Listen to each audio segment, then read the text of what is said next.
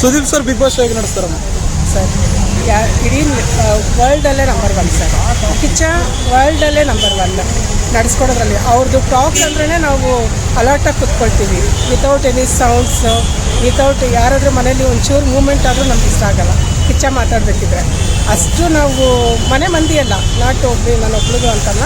ಕಿಚ್ಚ ಮಾತಾಡಬೇಕಿದ್ರೆ ಹೆಂಗಂದರೆ ಅವರು ಎಷ್ಟು ಸೆನ್ಸಿಟಿವ್ ಮ್ಯಾಟರ್ನ ಎಷ್ಟು ಚೆನ್ನಾಗಿ ಅವರು ಅರ್ಥೈಸಿ ಇನ್ನೊಬ್ಬರಿಗೆ ಅರ್ಥೈಸೋದಿದೆಯಲ್ಲ ಸರ್, ಅದು ಭಾಳ ಕಷ್ಟವಾದ ಕೆಲಸ. ಅಷ್ಟು ಬ್ರಿಲಿಯಂಟ್ ಅವರು. ಅವ್ರ ಲೈಫ್ ಸ್ಟೈಲ್ ಆಗಿರ್ಬೋದು, ಅವ್ರದ್ದು ಕಾಸ್ಟ್ಯೂಮ್ಸ್ ಆಗಿರ್ಬೋದು, ಆಮೇಲೆ ಅವ್ರ ಸ್ಟೈಲ್ಸು ಮತ್ತು ಅವರು ಉಚ್ಚಾರಣೆ, ಕನ್ನಡದಲ್ಲಿ ಅವ್ರಿಗಿರೋಂಥ ಅಭಿಮಾನ. ನನ್ನ ಅಪ್ಪು ಬಿಟ್ಟರೆ ನೆಕ್ಸ್ಟ್ ಅವ್ರನ್ನಲ್ಲೇ ನೋಡ್ತಾ ಇರೋದು. ಈವನ್ ಶಿವಣ್ಣನ ನೋಡ್ತಿದ್ದೀವಿ.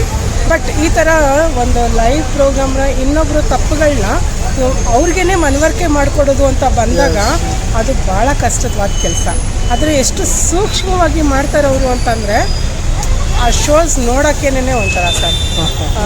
ಈವನ್ ಎಷ್ಟೋ ನನ್ನ ಆರ್ಟಿಕಲ್ಸ್ನ ಓದಿದ್ದೀನಿ, ಅದರಲ್ಲಿ ಸಲ್ಮಾನ್ ಕೂಡ ಎಷ್ಟೊಂದು ಸರಿ ಹೇಳಿರೋದಿದೆ ಅಂತ, ಕಿಚ್ಚ ಅವ್ರ ಥರ ನಡೆಸ್ಕೊಡೋದು ಭಾಳ ಕಷ್ಟ ಅಂತ. ಸೊ ಈವನ್ ಲೈಕ್ ಈಗ ಅಮಿತಾಬ್ ಬಚ್ಚನ್ ಕೂಡ ಕೆಲವೊಂದೆಲ್ಲ ಒಂದು ಕಡೆ ಹೇಳಿರೋದು ನಾನು ನೋಡಿದ್ದೀನಿ. ಅವರು ಕೂಡ ಹಾಗೆ ಹೇಳ್ತಿದ್ದಾರೆ. ಈವನ್ ಇವಾಗ ವರ್ಲ್ಡಲ್ಲಿ ಶಿಲ್ಪಾ ಶೆಟ್ಟಿ ಅವರೆಲ್ಲ ನಡೆಸ್ಕೊಂಡಿರ್ತಾರೆ ಇಂಟರ್ನ್ಯಾಷನಲ್ ಇದರಲ್ಲಿ ಬಿಗ್ ಬಾಸ್ಗಳಲ್ಲಿ ನೋಡಬೇಕಿದ್ರೆ ಕಿಚ್ಚ ಥರ ಯಾರೂ ಇಲ್ಲ ಸರ್. ಈ ಇಸ್ ದ ನಂಬರ್ 1.